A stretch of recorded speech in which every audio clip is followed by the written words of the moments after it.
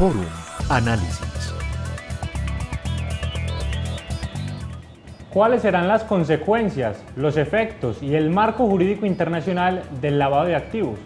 Para responder a nuestra consulta está con nosotros la experta Marta Cadavid. Doctora Marta, bienvenida a Forum. Muchas gracias. Continuando con el tema del lavado de activos, es importante conocer entonces cuáles son las consecuencias en las que todos podemos incurrir, porque no solamente es a nivel gobierno o a nivel empresarial.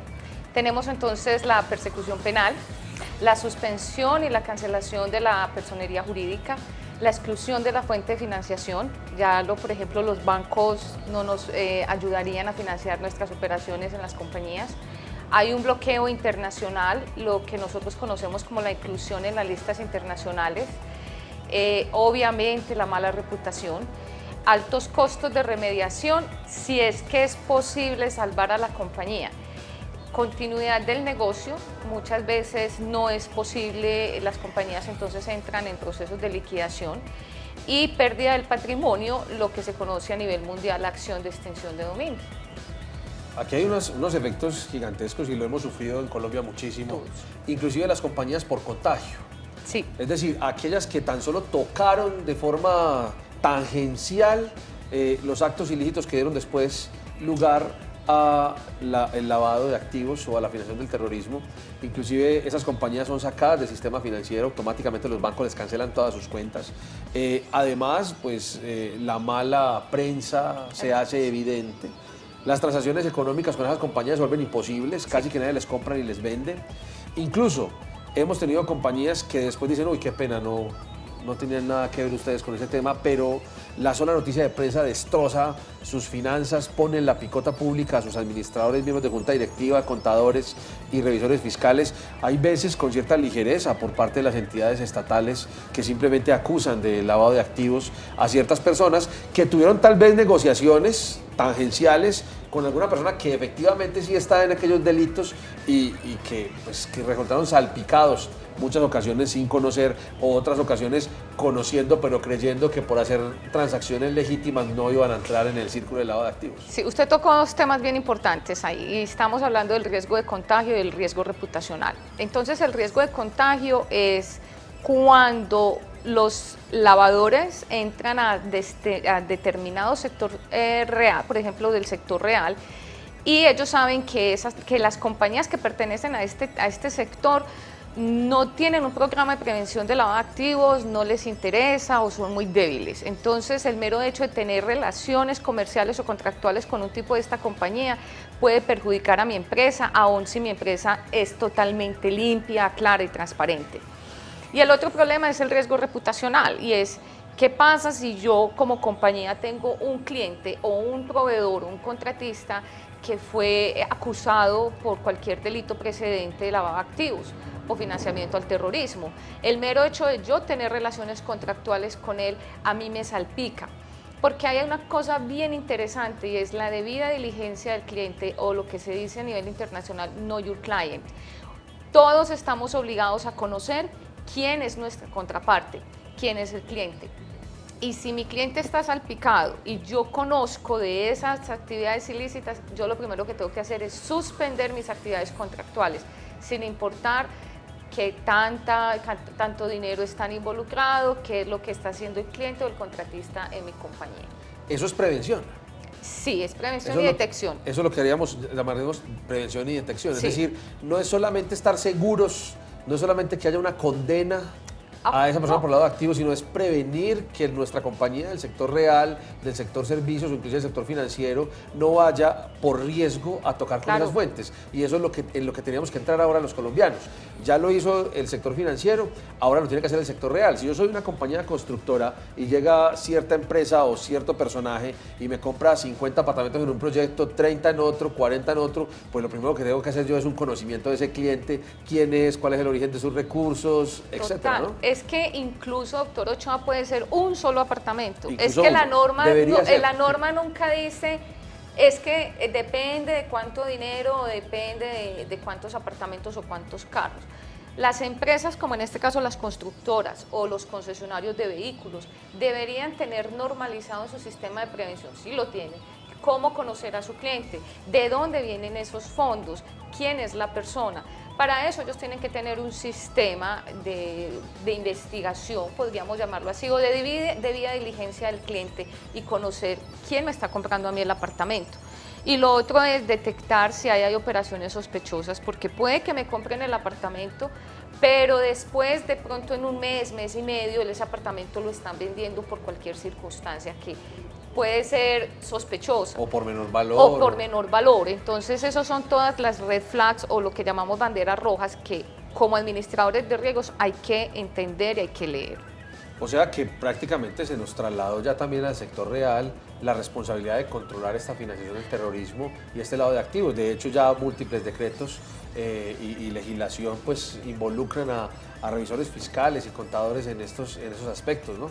Sí, vamos a ver más tarde lo que nosotros determinamos como sujetos obligados. Correcto. Pero para hacer un resumen de lo que usted está diciendo, doctor Ochoa, todos los ciudadanos colombianos y ojalá en el mundo somos responsables por la prevención, la detección del lavado de activos, el financiamiento del terrorismo y las conductas subyacentes, sea por aspectos morales o aspectos penales. ¿Es suficiente que en el contrato me digan que sus dineros son lícitos y que no previenen el terrorismo ni el lavado de activos? Que todo el mundo cree que con esa clausulita en el contrato estamos libres de todo peligro. Es un error. Es lo mismo que, por ejemplo, nadie te va a decir que viene de productos claro, ilícitos. nadie lo va a declarar. Y lo otro es que porque el banco hace la debida diligencia del cliente, entonces yo estoy exenta de hacer. Sí. No, todo el mundo es responsable de hacer la debida diligencia del cliente y conocer quién es su empleado, su contratista, su proveedor, miembros de junta directiva y sus accionistas.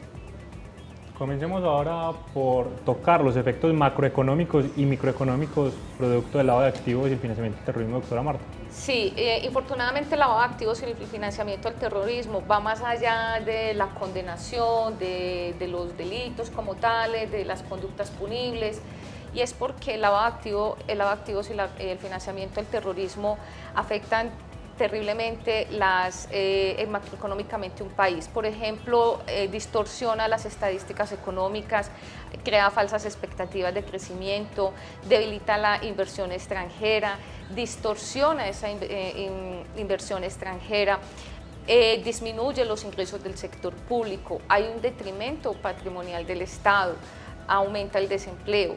Se tienden a privatizar las entidades públicas por mala administración, distorsiona las importaciones y las exportaciones, hay un deterioro de las metas de política exterior y hay una discrepancia en la demanda real. Finalmente, entonces, los efectos macroeconómicos es un desastre, digamos, para el país. De hecho, los países que tocan con narcotráfico y permiten o han sido permeados por el lado de activos han tenido esos problemas de crecimientos. Claro.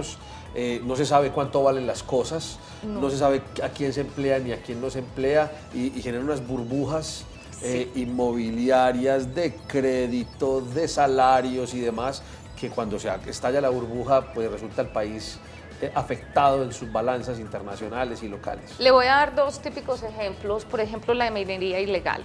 Entonces, en un municipio donde se esté haciendo la explotación ilegal de los recursos naturales, pues entonces este municipio sufre una hiperinflación. Todo se vuelve más costoso. La inflación en el país puede ser el 4%, pero en este municipio puede ser el 8 o el 10%. Sí, el arrendamiento se triplica. Entonces, todo se triplica. La cerveza sube de precio. Y viene las señoritas también suben de precio. Me quitó la palabra de la boca. También, ¿cierto? Viene ya el problema también de la trata de personas. Sí. ¿Y quién creyera? Estamos hablando de un municipio pequeño. Experiencias, por ejemplo, con lo que pasó con la pirámide de DMG.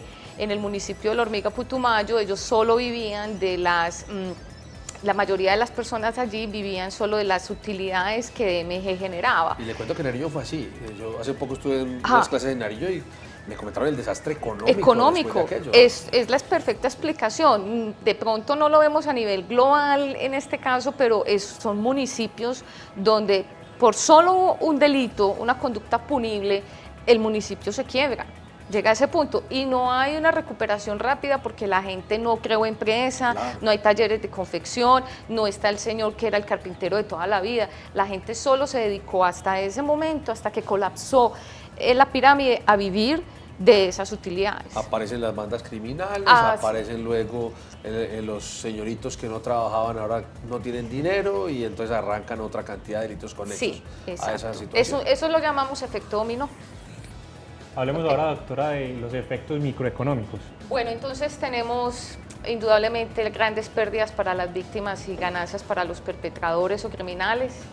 Hay una distorsión del consumo doméstico porque realmente entonces no sabemos qué es lo que estamos comprando legalmente e ilegal. Hay un incremento del desempleo local. Obviamente hay un incremento del crimen organizado y como ya yo le expliqué anteriormente, esto ya es una industria, esto no es una sola persona cometiendo un delito. Hay aceleración de la corrupción y la extorsión, y recordemos que la corrupción y la extorsión son delitos precedentes. Hay un incremento de la competencia desleal porque quien quiera lavar dinero quiere vender los productos, así sea perdiendo, no le importa si es menor del costo, pero él necesita limpiar ese dinero. Hay una contaminación de los negocios legales con dineros ilegales, lo que estábamos hablando, y el riesgo se incrementa el riesgo de la insolvencia y la iliquidez en los negocios locales. Claro, deteriora inclusive todos los otros negocios que legalmente, pagando Claro. todos sus impuestos, haciendo las Total. transacciones como se debe, no resisten la presión de ese lavado de activos que afecta la microeconomía, los negocios reales, los negocios financieros y terminan por cerrar sus puestas. Cuando se estalla la burbuja, no tenemos ni los ilegales Ni los los legales, el desempleo abunda y se crean todos estos conflictos sociales que ya Claro, porque conocemos. la idea del ilegal es simplemente legalizar ese dinero, limpiarlo y irse. O sea, a él no le interesa quedarse ahí haciendo empresa, cierra la compañía y se va con la plata. Hablemos ahora del marco jurídico internacional en materia de lavado de activos. Bueno, Claro. perdón. El lavado de activos, en cuanto al lavado de activos y financiamiento del terrorismo, nosotros tenemos siempre que apuntar a la normativa internacional porque esto es un movimiento global. Esto no es solo 1, 2, 3 países trabajando en el tema. Esto es una relación mancomunada de muchos países. La primera autoridad en el mundo acerca del lavado de activos y financiamiento del terrorismo es la ONU. La ONU a la fecha ha expedido ha trabajado en 4 convenciones y ha determinado en cada una de estas convenciones a los delitos o las conductas que los países deben tipificar como hechos punibles. Entonces tenemos, la primera fue en el año 1988 en Viena. Mire que estamos trabajando con esto desde hace muchos años, esto no es nuevo. Y en esta primera convención entonces se habló del tráfico ilícito de estupefacientes y sustancias psicotrópicas. Ya tenemos entonces en el año 2000 en la Convención de Palermo, y se habló allí de la delincuencia organizada transnacional. Entonces ya ahí determinamos que el lavado de activos y el financiamiento del terrorismo es transnacional. Tenemos entonces la convención en Mérida en el año 2003, cuando se sentaron a conversar acerca de la corrupción y la extorsión. Y estamos hablando de corrupción en todos los estamentos, no solamente en el sector gobierno, en el sector público, también en el sector privado. Y está creciendo fuertemente. Y la última convención que fue entonces, la otra convención fue en el año 99 y fue hablando ya entonces de la represión de la financiación al terrorismo, que nos ayuda entonces ahora a entender por qué cuando hablamos de terrorismo también tenemos que hablar de financiamiento al terrorismo y lavado de activos. Podemos decir que tenemos 30 años de legislación internacional. Sí. Yo creo que un poquito más. Todos los desarrollos de convenciones y tratados bilaterales y multilaterales Totalmente sobre esa de acuerdo. materia que es abundante. Y ni qué decir Colombia con los Estados Unidos y sus diferentes programas, digamos, respecto de estos temas. Colombia tiene grandes aliados y yo creo que si Colombia se adhiere a todos estos programas internacionales, nosotros podemos tener negocios, al menos negocios más limpios, más transparentes. Obviamente esto es una industria grande, esto está acaparando todos los niveles de atención y de comercio y de financieros, pero yo pienso que nosotros hacemos bien la tarea y si la tarea la empezamos haciendo desde la casa, porque no es solamente allá en el gobierno, desde nosotros como seres humanos podemos evitar en el futuro que esto siga creciendo de manera desbordada. Se debe volver cultural. Sí. Inclusive se debiera formar al empresariado, las cámaras de comercio debieran colaborar con capacitaciones sobre estos aspectos, sobre el lavado de activos. Hablábamos ahora extra cámaras, que es lamentable que nuestros amigos contadores, revisores fiscales, que son los que tienen, digamos, la potencia profesional para ayudar con estos temas en las compañías, los administradores mismos y los gerentes se capacitan muy poco en el tema. Grandes seminarios ha citado usted, doctora, en Colombia, Sí. y aunque la asistencia es masiva a ellos, debiera ser mucho más. Pues nos alegramos cuando van 2, 3, 4, 50 personas, pero uno siempre quisiera ayudar socialmente muchas más personas en estos aspectos. Primero porque hay una ignorancia, hay una ignorancia en el tema, hay de pronto una irresponsabilidad. Entonces lo que uno pretende más que hacer un seminario es darle información a las personas y sobre todo que se concienticen. Nosotros tenemos un seminario muy interesante que estamos llevando ahora a las universidades de manera gratuita y estamos hablando es con el estudiante, con el muchacho o la muchacha que ya va a salir al mundo profesional y le estamos diciendo, venga usted, ¿qué está haciendo por usted y por el mundo en cuanto a estos delitos? Eso suena muy grande, eso suena súper saturado, pero resulta que es que muchas veces tenemos unas conductas en la casa que no son éticas, ni son legales, ni son morales y estamos alimentando a los perpetradores del futuro. ¿Suena muy difícil? Sí, lo es. Pero cuando usted lee mi test de conciencia y usted empieza a decir, oh sí, yo he hecho estas cosas, yo he hecho esto, ya usted es consciente de que eso no lo puede volver a hacer, más si usted tiene hijos. Tenemos que ir acabando con esa mal denominada malicia indígena, Ay, no. Que ni de malicia ni indígena, porque además los indígenas son unas El grandes respeto. personas y respetan la naturaleza, el mundo y lo Sí. demás, y nosotros no lo hacemos No como lo lo hacen hacemos. ellos. Y de malicia poco, porque lo que estamos incurriendo son una cantidad de delitos Sí, conductas. que no solamente es Colombia. Son múltiples estamentos internacionales. Ahora inclusive en materia tributaria están los informes BEPS, los de deterioros de bases fiscales y demás, diciendo, bueno, señores países, pongámonos serios, pilas con el tema de paraísos fiscales, miremos el tema de Panama Papers, que ha sido un escándalo complejo, pero más allá de eso es cómo hacemos para que todos los dineros tengan una trazabilidad desde su fuente hasta el final y evitemos estos temas. Y ni qué decir lo que ha pasado con Oriente en el tema de Estado Islámico y lo que Sí. los países están enfrentando en este momento.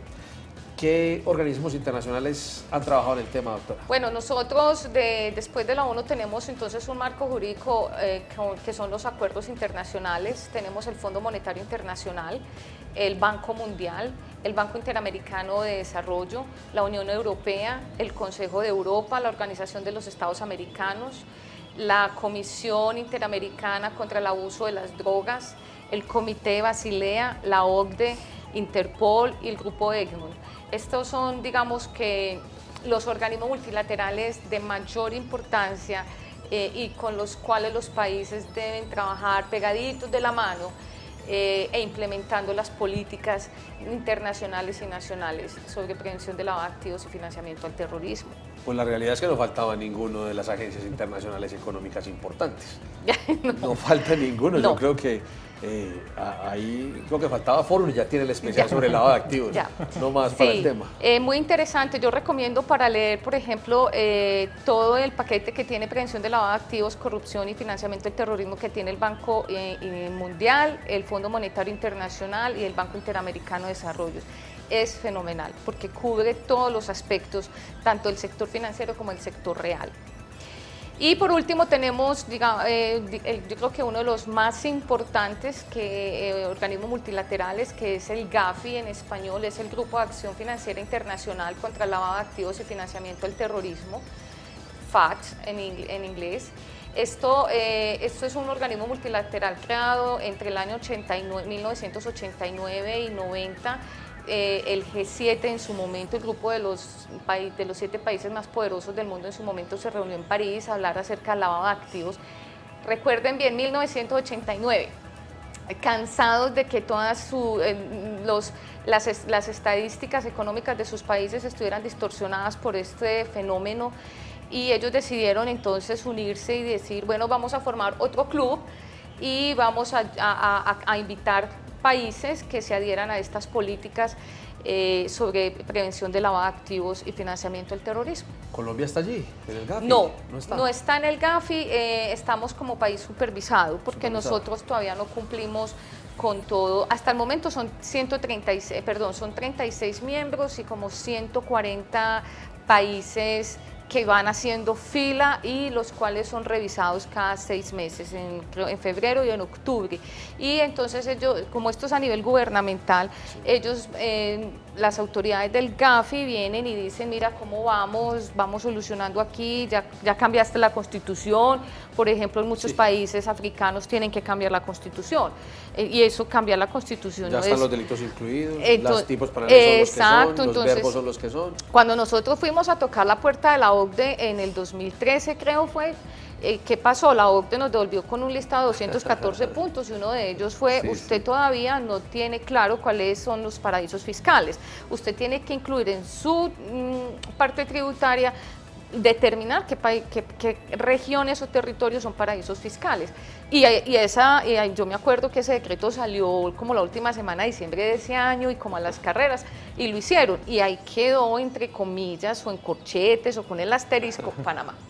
Sí, ahí lo pueden ver en todo nuestro especial de paraísos fiscales, lo que pasó y no pasó con Panamá. Primero paraíso fiscal, luego no, luego un acuerdo para compartir información o trabajar en un acuerdo para compartir información, que debía presentarse el acuerdo en octubre del año pasado y esta es la hora que nada, no pasan Panamá Papers y creo que nada, además porque es que la incidencia en el Producto Interno Bruto de Panamá, de todo este tema de información es complejo. Y no estamos diciendo que Panamá sea un país que permita o no el lavado de activos, sino que muchas veces la laxitud en su información, en compartir información, en permitir, digamos, ese conglomerado empresarial de empresas de papel o conocidos como offshore, pues propicia estas situaciones. Sí, es por el tipo de país. A ver, Panamá se adhiere al Gafi, Panamá se adhiere a las políticas internacionales, al marco jurídico para prevención de lavado de dinero.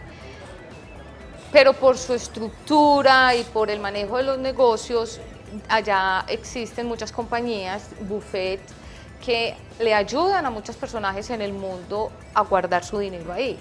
Pero también Panamá cierta reserva. No.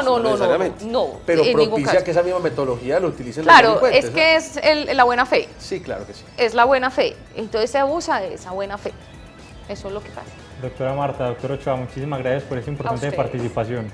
Les recordamos finalmente a nuestros usuarios que si desean obtener más información acerca de este especial, podrán ingresar a www.forum.com.co. Además de ello, podrán descargar toda la normatividad, jurisprudencia y doctrina en www.buscarnormas.com. Hasta pronto. Forum Análisis. Buscanormas.com es el más completo buscador para abogados, contadores y empresarios de Colombia. Es la mejor herramienta de actualización y consulta donde podrás encontrar la información más relevante de la normatividad nacional de manera rápida, sencilla y confiable. No pierdas más tiempo buscando las normas que necesitas en docenas de libros o páginas de internet. Accede ahora mismo a buscarnormas.com y encuentra toda la información que necesitas en nuestro buscador con un solo clic.